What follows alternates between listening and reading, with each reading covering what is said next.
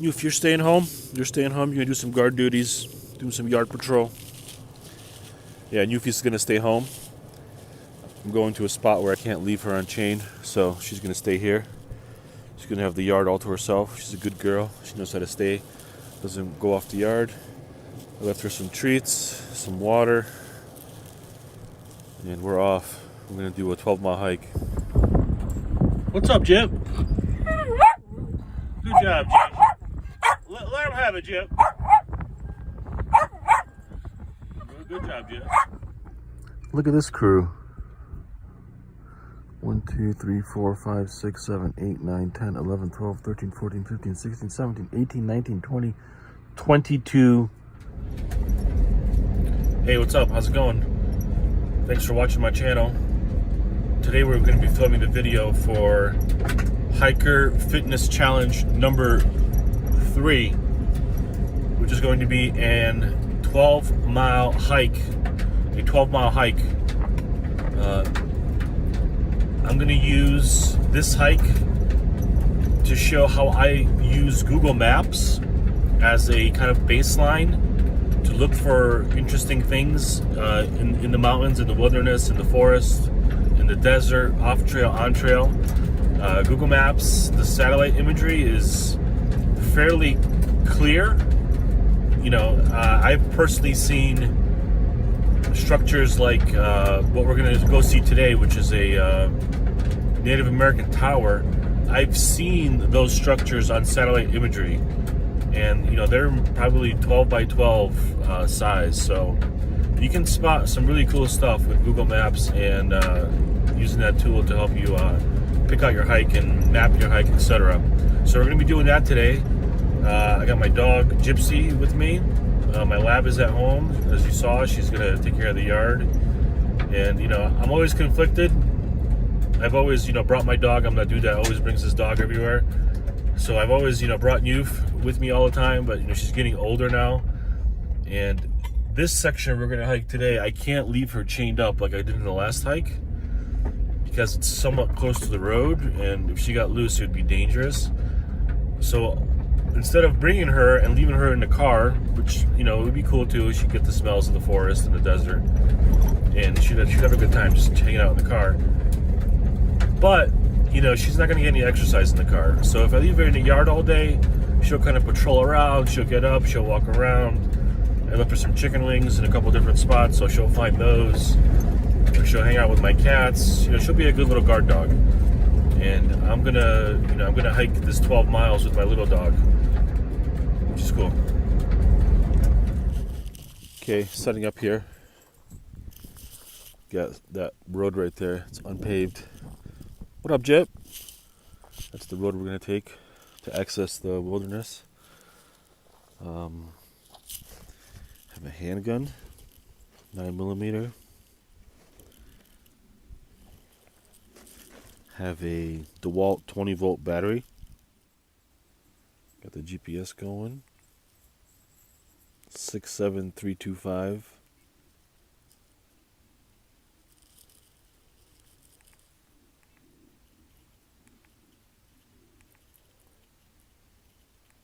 Clear the track, current track. Then double check by view map. So we're good to go. Batteries at full. 11:24 a.m. 2 of these Nalgene bottles, both with Willow cold brew tea. I'm drinking some coffee over there, and I think that should be enough. This hike is not going to be as strenuous as the second one for me, because it's not going to be as cliffed out and up and down, but it'll still be challenging. So I'm going to water up here, and I'll take 2 of those Nalgenes with me. Okay, got my hiking pole, same one from last time. Salt cedar, black paracord, red paracord, some gear tie, little grappling bolt right there. I'm going to leave my truck here. I have some auxiliary battery in there, a couple extra tools. I do feel safe leaving stuff around here. I've gotten robbed before in California. That's the only place I think I got robbed. They stole all my camping like equipment, like camping chairs and stuff. But I feel comfortable here. I've never been robbed here in Utah, Colorado, so nothing expensive in there, just an old battery that's charged. Some random tools. Okay, we're going to do a mile check-in. I'm going to make sure all my stuff is not falling out. All my zippers, boom, that's open. Could have lost my gloves. Everything else, my gun. Yeah, everything looks good. So if I lost something, it'd be easy to trace it back to this road. If I started going off trail really quickly and zigzagging and walking out everywhere, then if I had something open, like this pouch right here with the gloves, then it'd be hard to find those gloves. But I'm a big fan of neon. Like you see, I have neon gear tie. My gloves are neon. So that helps you find stuff when you lose it, because you will lose stuff out here and other people will find it. But that is the Mount LaSalle range right there, Utah. I think those are 12s and 13ers. Pretty cool. Nice day today. It was 44 degrees when I left my 4Runner. So I've been watching that channel on YouTube. It's like Brian's Mysteries, something like that, where he does all those hiker lost videos. And, it's all about like serial killers and just random people disappearing and dying in the wilderness. And now I have like that paranoia when I run into someone out here. I'm like, yo, is this guy a serial killer? And he's probably thinking the same thing about me. But, it's one of those things where I'm out here, I have no service. Thankfully I carry a gun. I think I have my hiking pole or my hiking staff, or I could use it as a weapon. But yeah, you never know out here. I've had one instance. This was in Death Valley, where I had to call 911, where we found this lady. She was lost in the canyon for 3 days, supposedly, in a winter storm in Death Valley. And it was scary. She came out of nowhere. She looked real distraught. I thought she was severely mentally ill or high on drugs. And she was like, yeah, I was lost. And she was real tangential, wasn't making any sense. Like where we were in Death Valley, we were at the racetrack in Lippincott Pass. And she came out on the other side and she was like, yeah, that's this thing and that's that. And it wasn't that. It was completely different landmarks and stuff. So it happens, you run into someone who's lost. Gypsy, come. Say hi, Gyp. That's my little Gypsy. That's my little Gyp. You having a good time, Gyp? You having a good time? Yeah. Okay, we're hiking here, this road. We're going to take this road for as far as it goes. I'm not sure how far it goes. I looked on the map, on the Google map. I would guess it's 4 miles. So we're going to hike this road in and see how far it goes. Okay, making some distance here. This is definitely the part of the hike where it's not too strenuous. So I'm going to walk real fast, get in tune with my breathing, kind of make sure my boots are good, make sure my gear is hanging off me good. Because this is not strenuous. Once I get in there, it'll definitely be more thrashy. So I'm enjoying the light hike right now. Alright, I'm trying to keep a pace that's not going to make me sweat too much. I have a bunch of layers on. I think I have 4 layers on right now. Sweatshirt, sweater, 2 t-shirts. So I don't want to sweat too much. And when I do start to sweat, I'll take my base layer off and then just go from there. Yeah, I think it's around 40 degrees right now. Pushing along here. Road is still mostly flat. The range is over there.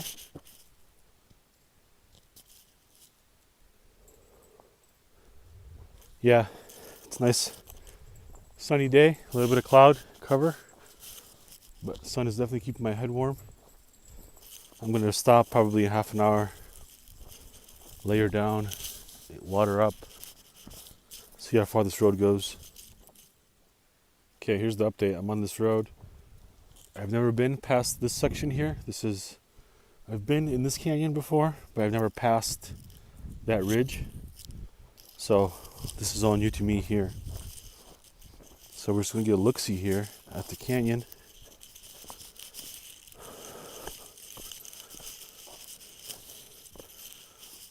Here she goes. Not too steep. Accessible. But what you can notice is that it's ridged and valleyed kind of everywhere. So it goes from ridge to valley, back to a ridge, back to a valley. So I'm trying to get 12 miles, and if I start doing that like that last hike I did, it's just going to be very strenuous and I won't cover much ground. But the payoff is you'll find some cool stuff. Check out this tree. Contemplate this on the tree of woe. Okay, this is how you use Google Maps to help you navigate. You go into the tab for layers, and right now it's under satellite. So if you go to terrain, it kind of looks like this. Just go to satellite, and we're gonna use this road here. This is where we started. Our truck was parked here. There's a gate that blocks here. So using this road as a vantage point, kind of zoom out and you see where this road goes. So you see there's some kind of clearing here. The road keeps going. There's another clearing here. And where it ended, 3.5 miles in, is this utility section here. And the road I was talking about in the video that I wanted to follow was this thing right here. Do you see how this road is right here? So I'm just using that as an aid to help me navigate. And another thing you can tell is this is all wild. Check this out. This is old rancher fence, abandoned. No cattle guard here. What you can see here is that this canyon opens up on this side now too. So I have big draws on both sides. Excuse me. So this area right here, definitely wild, because there's no roads coming in from this side here, and it's kind of nestled in. So that's a cool spot to explore. Even that plateau up there would be nice to explore. But I'm kind of stuck on this side because I want to show you that Native American tower that's hidden in that wilderness section over there. Okay, update. It's 12:55. My GPS is at 3.5 miles. I'm at the end of this road here, which I'll show you on Google Maps after I get home, where I looked at this area on satellite and it looks like the road ends here, and it does, this utility road. But there's an old road that connects back there, and I can only see that on satellite. Like here, if I was going blind without that satellite imagery, I would probably pick just descend in the canyon and kind of work my way back the long way. But now that I know there's an old road back there, you know, it may be an easier jaunt to kind of just go back there, and hopefully it looks like that road goes into the canyon, but you never know. It could be, it could be multiple roads. So what I'm going to do now is I'm going to water up. I took off some layers. I had 2 t-shirts, a sweater, and a sweatshirt. So I'm going to drop down to a sweater. Okay, I've been in the off-trailing here looking for that road, that mystery road, and I think this is it right here. Yeah, this looks like some kind of road. Again, not marked, but visible on satellite imagery.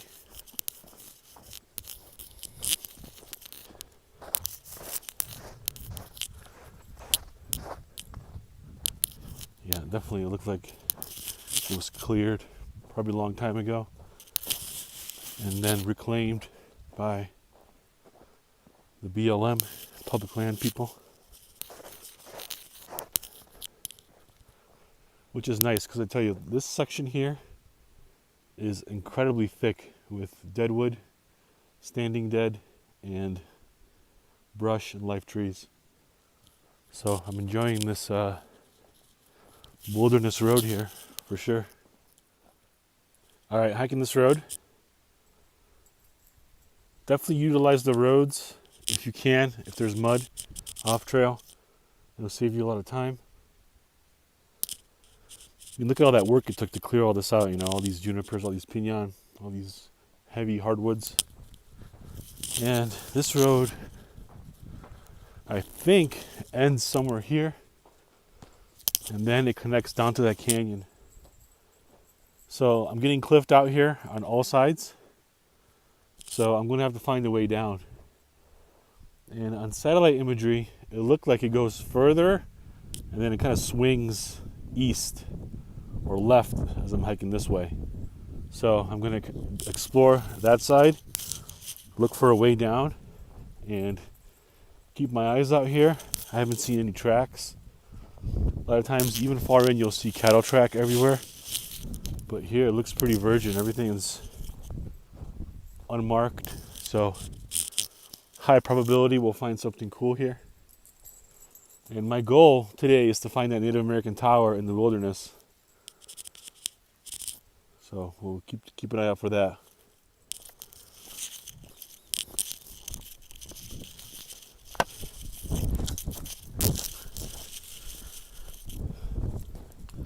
This is what it looks like from up here.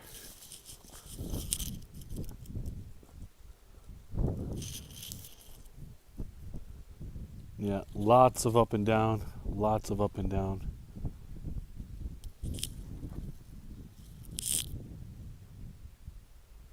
I kind of know that side. We did that side in the first hike. Do you see that big piece of slab over there?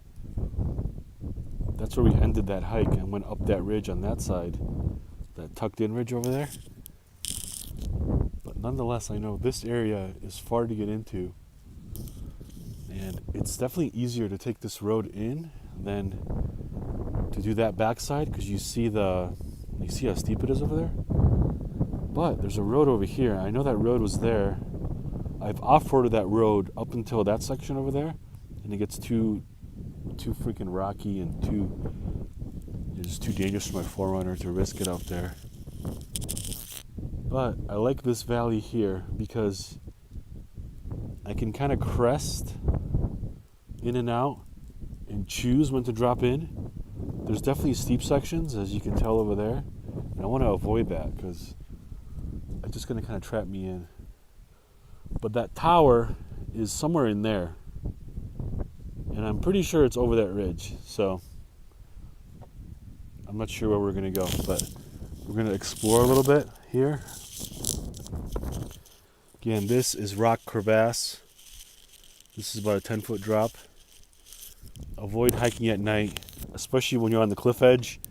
There's always rock crevasse. And a lot of times when you fall, you'll hit your head first, so you'll get knocked out. So you can't kind of brace yourself for the fall. So keep that in mind, protect your head when you're, and use your head too, frankly. But don't use your head to hit that rock. So keep that in mind. Rock crevasse. There's always a story on Instagram or some social media where some person is trying to take a cool photo and they go over the cliff. Don't be that person, Okay, I've decided I'm going to come down this canyon on this side. I'm going to drop in and then loop back there. So I'm going to drop in here. Not too treacherous of a drop in, thankfully. Got my boots, hiking pole. I'm going to take it slow coming down through steep descents, steep ascents. And yeah, we're definitely going to be committed. Once we drop in there, the only way out is out. So we're gonna have to come out of there once you get in there. Yeah, so that little drop-in was misleading. It kind of plateaued me back up to the top here. So I'm traversing on the side here, almost like kind of like switchbacking along and looking for something cool to explore. And you can see some over there.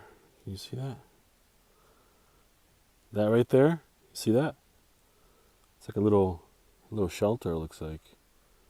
So I'm gonna go check that out. We're off trail now, so we're on GPS. There's some crows around.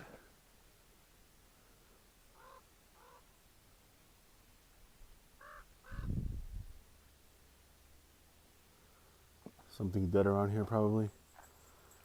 Could get lucky, could be a deer, could be a buck. So always, heed to the sign. Or set on sign, follow sign. And that thing is, did you see that? It was diving. It's cool. It's crows and ravens around here. Okay, this here, you see how these two rocks kind of convert, there's a nice gap between these rocks, accessible. This would be the best place for you to shelter. And what you would do is you could just build, some sticks up top.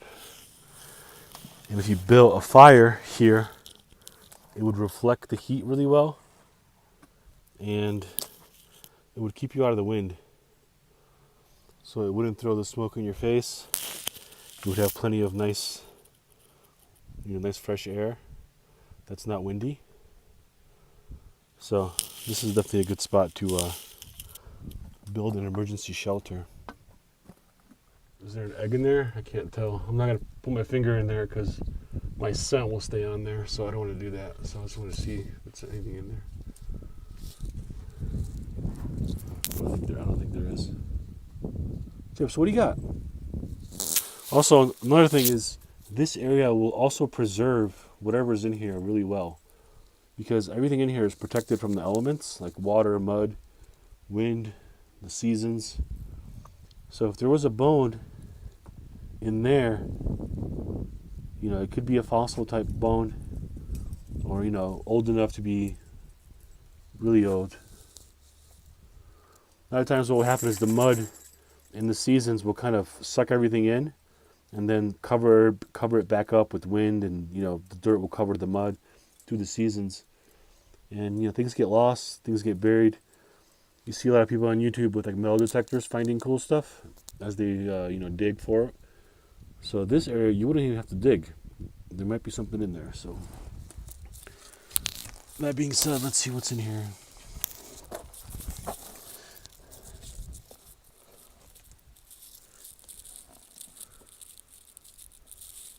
Looking for feathers, looking for bones.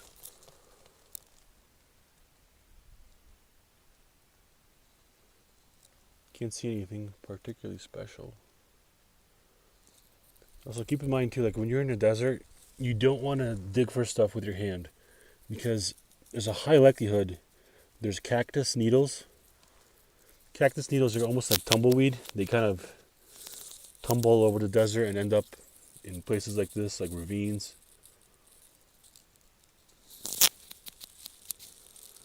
But yeah, definitely very still in here. Very cool.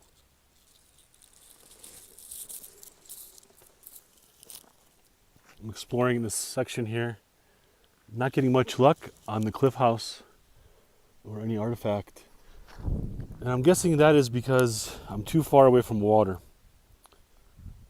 So if you're going to set up camp, a lot of times you think, water. You can bathe with water, you can cook with water. You can hydrate with water, obviously. So I think the water being absent here makes it so there's no cliff houses here. Today is the half moon. There it goes.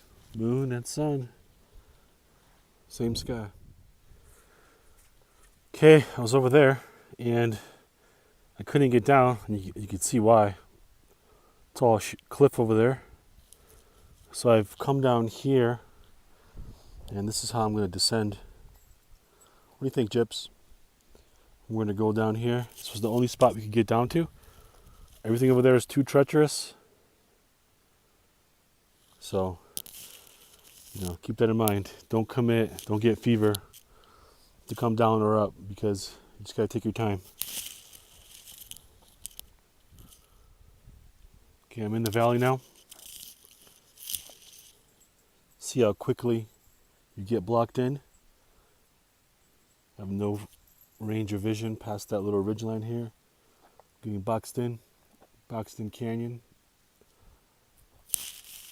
So what I'm going to focus on here is I'm going to avoid that snow side, because if there's anything cool, it's hidden by the snow. Bones, antlers, rust, whatever, artifacts. And I'm going to stay on this side because it's sunny and there's no snow obstructing any cool stuff. So I'm going to hug this and traverse into that valley further in. Okay, let's do some mileage checking here. Yeah, this last section has been really tough, actually. It's kind of all like this. It's up, down, and did about, I think, a mile of something like this. So a little gassed. It's up, down, but it's very pretty. Nice and still down here. There's open sections. You can tell over there, there's some nice open sections. And let's see where we're at with. We are at 5.7. It's 2:28 in the afternoon. So going for 12 miles, so almost halfway there. We'll see how it goes in here. I'm planning to just traverse this whole canyon to find that Pueblo Tower. But if it's too treacherous, which it can be if I just get bogged down and don't make any distance, then I'll climb back out and I'll connect to that road. And that road traverses the backside of that canyon ridge up there. So whatever way I come out, that way, over here, up there, I'm going to run into that road. So that road is kind of like my lifeline. If it gets, if I injure myself, if I lose something, like my GPS, my battery dies, whatever, I'll just go back to that road and go walk to my truck, the 4 miles or 3.5 miles to my truck. But I'm looking for cool stuff here, and hopefully we could find some cool stuff. Okay, here we are at a crossroads. I could either go up that side of the canyon, or I can go this way and kind of check that side out. And what I'm going to do is I'm going to go this side. It's a little bit more challenging. It's more up and down, but I think there's cooler stuff on that side of the ridge. Okay, made it down to the draw. This is the draw here. And this wall here is about 40, 50 feet. Maybe 30. And the way that happens is the water kind of works like an incision in here and carves the canyon over millions and millions of years. And the water, you can see here that this is solid rock. So the water has eroded all the dirt, all the mud, all the trees, and has left bare rock. Okay, I'm doing sort of an audible, doing a little option here and hiking this draw, this creek draw, and I'm going away from that ridge where I wanted to go. But I'm exploring this little draw because it's easy to walk in. It's almost like beach sand. And you may say to yourself, oh wow, this looks so dry, But this side of the canyon, it's completely muddy. So when this all melts, it'll kind of fill in. And here is evidence of flash flooding. So look at this tree here, massive tree, massive log.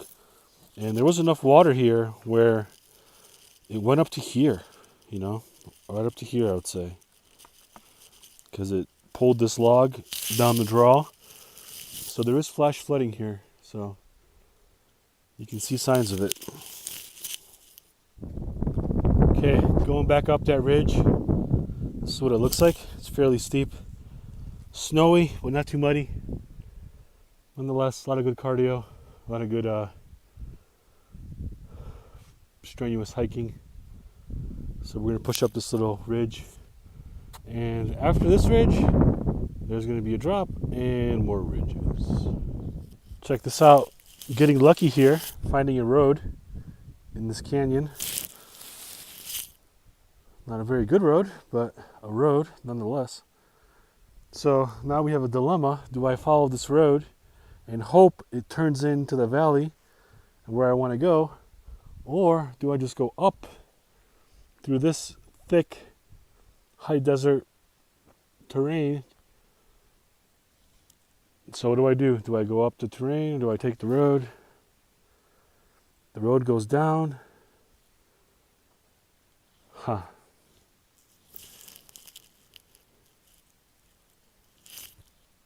I think I'm going to go off trail and just go up the ridge. This road is good, but if it goes that way, then I'll just waste a half mile of going in on the descent for no reason, getting tired coming back up. So I'm just going to go this way. Some kind of fossil. You can see the teeth on it, molars.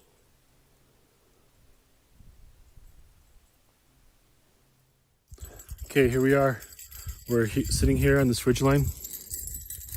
Say hi, Jip. Taking a little break, Jips. Keeping busy, Jips. You little busy bee. We're not camping here, Jips. But anyway, I've gone up this ridge here, and it's super steep. You can see how steep it is here. And I'm looking for a tower that's somewhere in there. I think, I could be wrong, but nonetheless, we still have some miles to get, so I'm okay with just exploring. And with this type of terrain, Jips, what are you doing? You're making a little house for yourself. You're making a little camp, Jip. We're not camping here, Jip. Anyway, we're taking it slow here because it's real steep and treacherous. So this is probably the most dangerous part of the hike is, you know, I'm at going on mile number 8. So, you know, your feet get tired, your quads, your calves, your hamstrings, your knees. You get that little bit of fatigue action going on. So I'm going slow, you know, making sure my feet are planted when I'm walking, making sure I'm not slipping too much, and making sure I'm not taking a dangerous path right now, because, yeah, definitely at the point now where my feet are a little fatigued. So I want to go slow and steady and not too hardcore. Hi, Jips. Who's my little monkey? You having a good time, Jip? Huh? My little desert bun? Huh? My little desert dog? Huh? Yeah, she's got a bunch of carabiners on her. They make a lot of noise. She's also got some bells. These are from the Walmart craft section. These little bells attached on a key ring. They work really well. Biggest risk for her out here is porcupine. There are porcupine here in the high desert. Snakes are rare. They are here, but they're rare. So main risk is porcupine. So these carabiners help her be visible and be heard, because, you know, they're bright and they make a lot of noise. They click clack. So all the critters should hear her coming before she runs into them, because she's a little fast monkey. Hi, Jip. Gypsy. Gigi. That's my Gigi. Yeah, I don't have any speaking in tongues abilities, but dog talk, sometimes it gets to, you know, like little nicknames for dogs, and Gigi and Big G, Little G. Hi, Gigi. But yeah, her name is Gypsy. She's from Red Bluff, California. That's where I got her. She used to be a California dog. Hi, Jep. You ready to go, Jep? Sounds good, Jep. Let's go. Okay, I've come down that ridge looking for that tower and can't seem to find it. So I think it's on the other side of that ridge. I don't have it waypointed or anything like that, so I'm just kind of free hiking here. But you can see how far these little ridges go.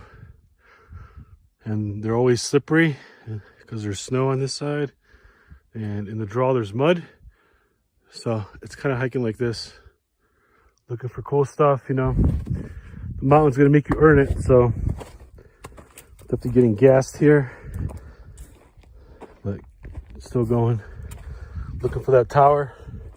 We still have 2 hours and some change of sunlight, so we're doing all right. So I don't mind exploring, but I'll definitely take little plateaus like this, which are flat, because everything else is steep, up and down.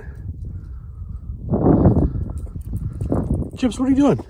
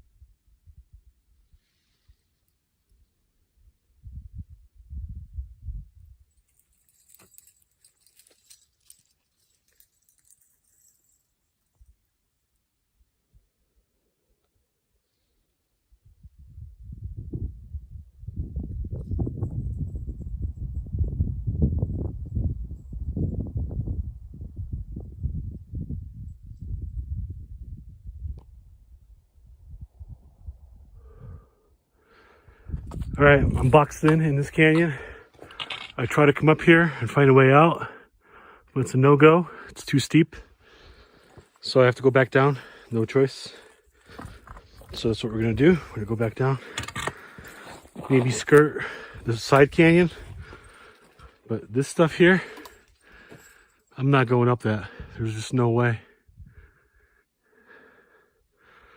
I'll take my time rather than risk getting seriously hurt out here. Huh, Jip? What's up there, Jip? Okay, looks like we found a way out. Moon's high up in the air. Gonna go up through here.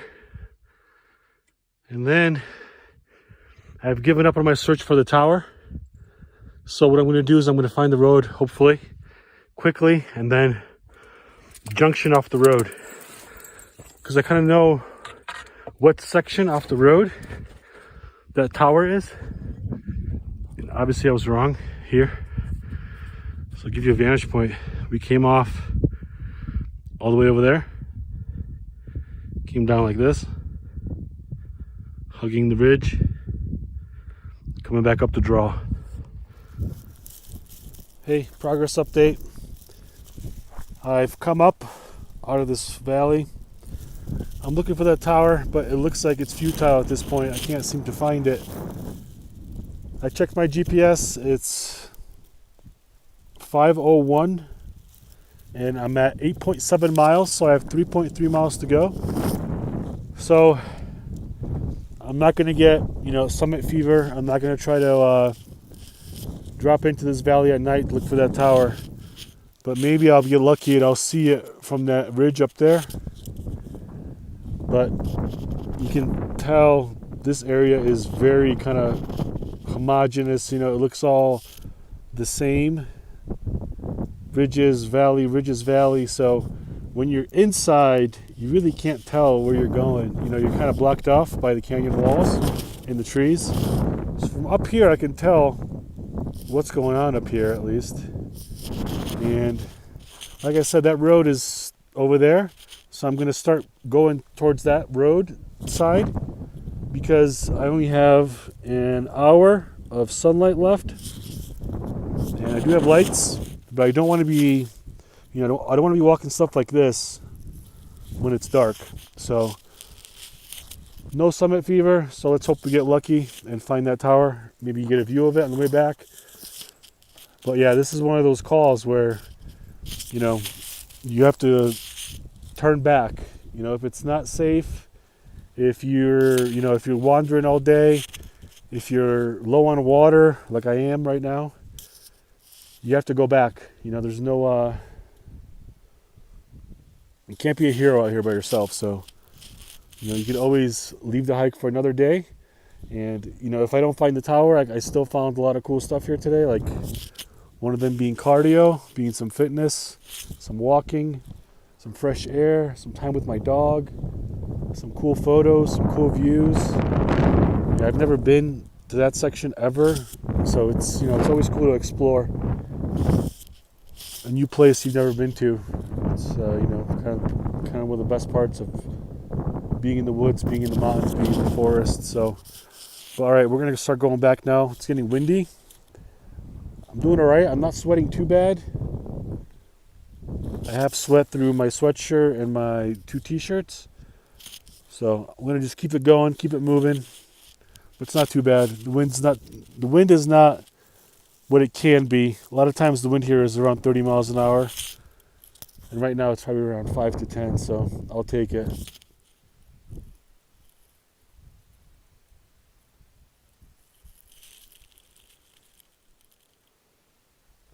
Okay.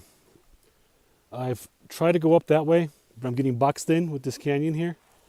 So I'm forced to almost take a steep shortcut up the mountain to where the road is, where I left my truck, which is going to force me to cut that road hike time off. So I'll most likely be a little bit short on the distance for the fitness challenge.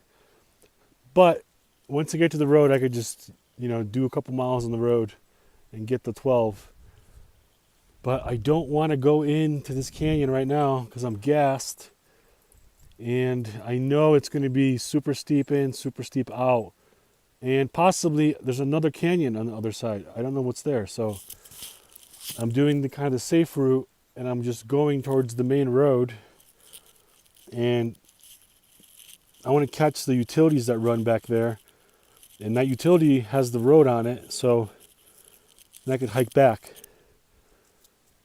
But I definitely just want to avoid the steep part right now because it's getting late, and I almost want to go into a cool down phase and do the last couple miles at a reasonable pace. But I'll be back for this tower.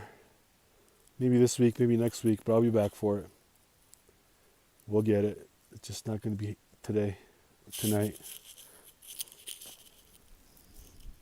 9.2. It's 5:24.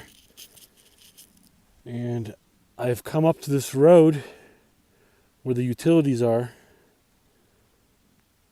And I can tell you that this is where I am. This is all steep canyon where that cursor is. So I couldn't go through here. I wanted to connect to this road like that and then go back up the road or down the road, but I couldn't because this is all steep canyon. So now I'm on this road, and I can tell you that from this point to where I parked is around 1.8 miles. So I'm going to walk this road to get to here.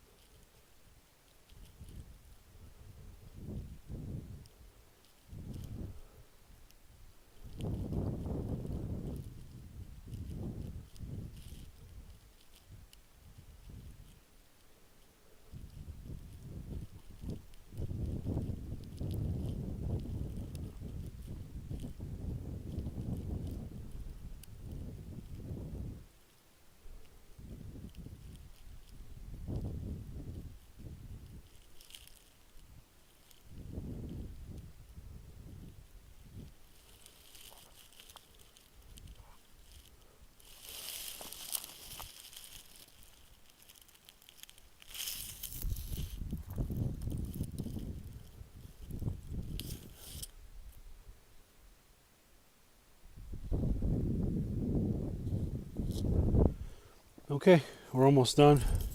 It's the golden hour here. Sunset has set. It's getting a little cold. I put my hat on. But we're moving along here. It said 1.8 miles as the crow flies, but I'm pretty sure it's a little bit more because it's kind of, the road's going like loopy here and there. So I'm hoping I'll be at 12 when I get to the Forerunner, but that might not be the case. So we'll slack pack to get to 12 miles for the fitness challenge. And yeah, that's basically it. I'm kind of amazed how when I committed to that draw and following that draw out, how wide it took me out to this side.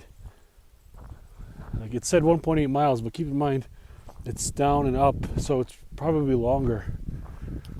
So yeah, that definitely was a surprise. But it's still better than going into that ravine at night and, you know, being tired after all day hiking. I don't want to go up and down. So this road is definitely a blessing. It's not too flat, but it's not too steep either, so it's definitely a lot less steeper than that canyon.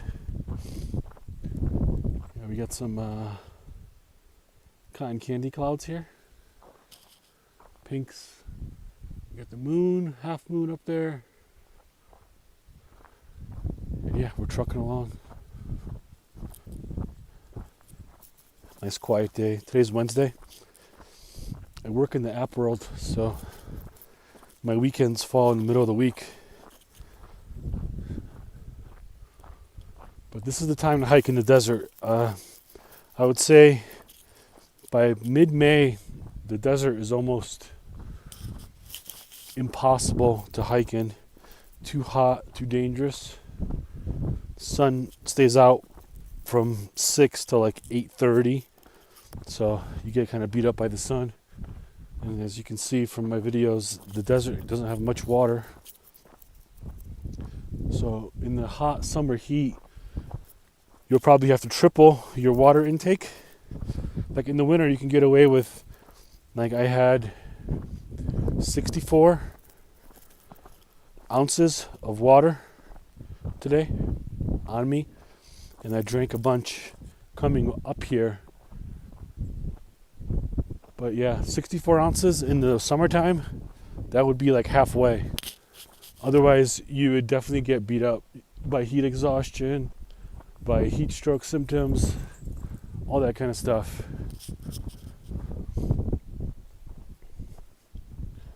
Yeah, Gypsy's still trucking along. Gypsy, come here, bud.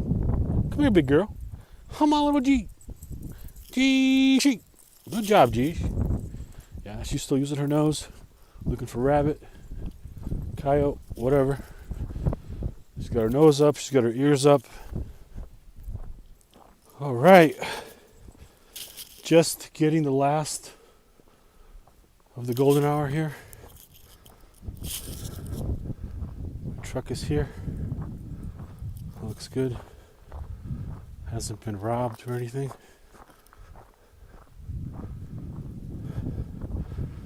I think I'm just going to be just under on my mileage. So I'll drop my pack here, drink some water, and I'm going to slack pack the last of the sunlight. But let's see exactly where we're at. Actually, it's in my pocket.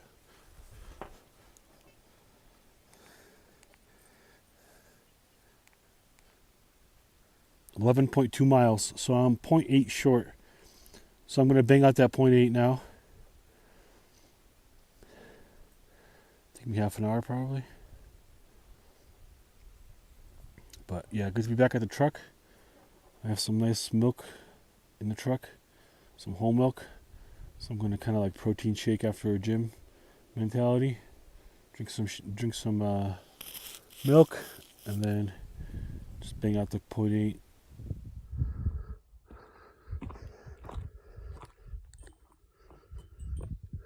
I'm at 11.6. Went 0.4 miles out, went 0.4 back. It's amazing how quickly, when you're walking alone in the woods, how that feeling of being alone in the woods kicks in, you know? Like I left my dog in the truck. She just jumped in there. She wanted another part of this. So, you know, by myself now, and I tell you, like, I've hiked 12 years with dogs now, since new. So, you know, I never feel alone when I camp or when I... 12 miles. Let's see what time it is. 6:35. So, good hike. 12 solid miles. Going up in mileage. Thank you for following along. Thank you for watching. I appreciate it. Like, share, complete, subscribe. Tag me in your fitness challenge, hiker fitness challenge. Definitely love to see what kind of photos you guys are getting. You can see what I got today. I mean, today wasn't that special. It wasn't like the first two hikes. The first one we found pottery, the second one we found the coyote. This one I wanted to find that tower, but you know, no cigar today. But we'll be back. But main thing we found here today was some cardio and some fitness. So this is the canyon we traversed. We started here.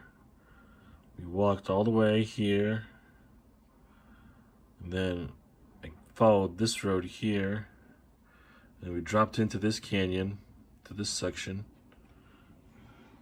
and we kind of did a big loop. Pay attention, look at all these high points here, low points. That means it's all kind of up and down hiking. I followed the side of the canyon here, kind of skirted it, but in general, most of the terrain is fairly up and down. But using Google Maps, let's just say I was checking out this map section and there was a private property section here, private property section over here, then I would just avoid it, because you know there's not going to be that much interesting stuff if there's some kind of access road to private property or anything like that. So what I'm looking for is wilderness and remoteness. So this helps a lot, because let's just, for example, I would drop into here, this canyon. This would all be fairly treacherous, and I probably wouldn't find much here. And using this road as kind of like a vantage point and a scout gave me access to this entire canyon here. So I highly recommend using Google Maps as a navigation tool to map your hikes. And for future reference, I can use these clearings here as access points. If the road has clearing and has some kind of, you know, utility or something, then it's, you know, it's safe. For one, you can access it to get out, access it to get in. But in general, all the good stuff is in this section here. And that tower I was talking about, you can see it here.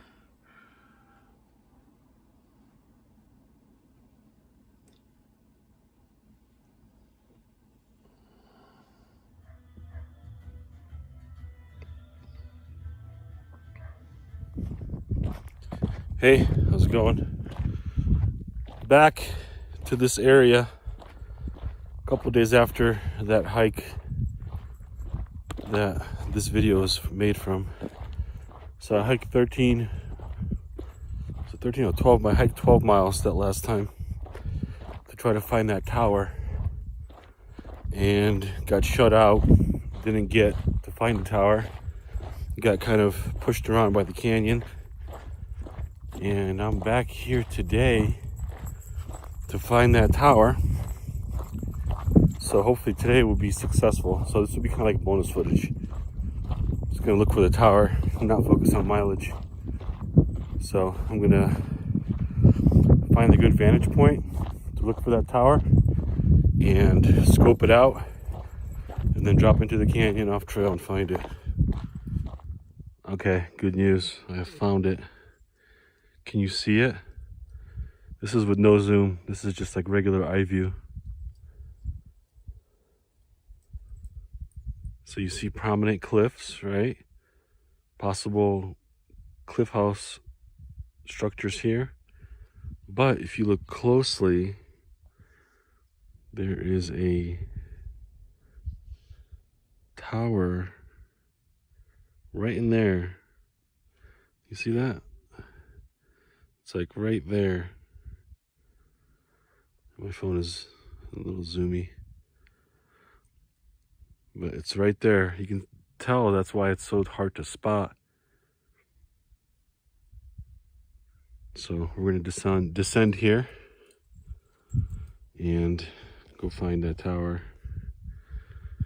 And I think I'm going to try to explore that section up there too, because my guess is that section has a lot of activity if there was a tower up there. What do you think, Jip? Okay, I'm in the canyon.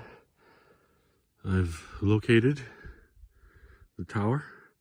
I see it through the brush. You guys see it? Well, here we go. This is it. Check that out.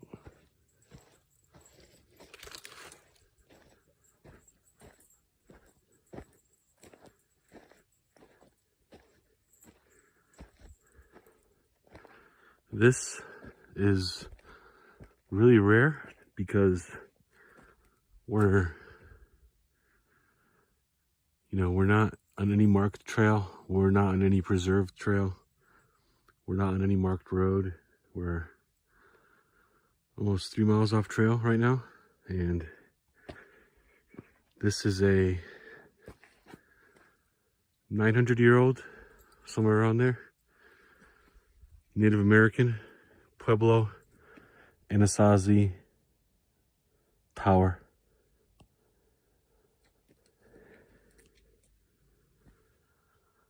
Okay. You can see the construction here was really permanent. It's almost 3 layers of rocks. And lots of these towers were excavated. A lot of these sites were excavated in the 80s and 90s by archaeological groups because there was a lot of looting, a lot of stealing from these sites. So what they would do is they would come in and they would take everything that's fallen down, like you see all those rocks, they would excavate them. Then they would do like a dig for pottery, for artifacts. They would take all those artifacts out, put them in a museum, and they would fill it back in. So I highly doubt that there's anything that resembles artifacts inside there. But this is one of the 14 towers that's in this area, on this BLM land, monument land. So I'm going to be real careful. I'm not going to go up into there. I'm not even going to touch these rocks. It's just too pretty. 900-year-old structure, early Americans, pre-Renaissance. And, they were here, they were hunters, they were foragers, they were pottery makers, they had cool communities. And yeah, they were a resilient people for sure to survive in this environment. What do you think, Jips? This sign was put here August 1993. I haven't seen one track here. So, yeah, this site is hard to get to, like I said. But check this out. Like I'm yapping it up about those artifacts and all that stuff. But look at this. This is right by the tower. This is This is pottery here.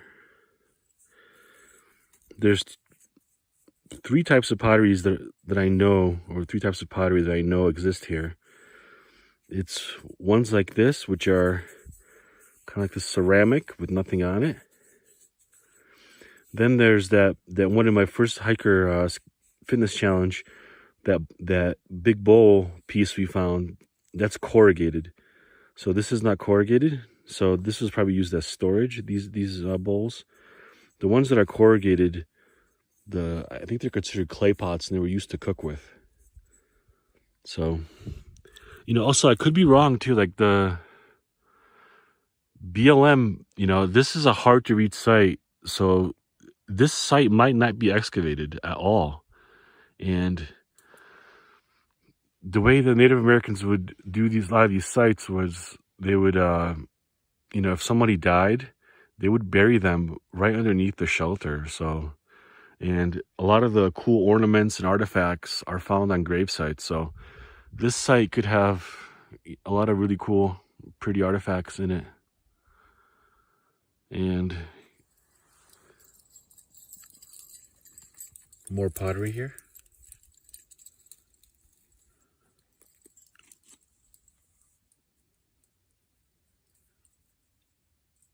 This could be used as a cutting tool.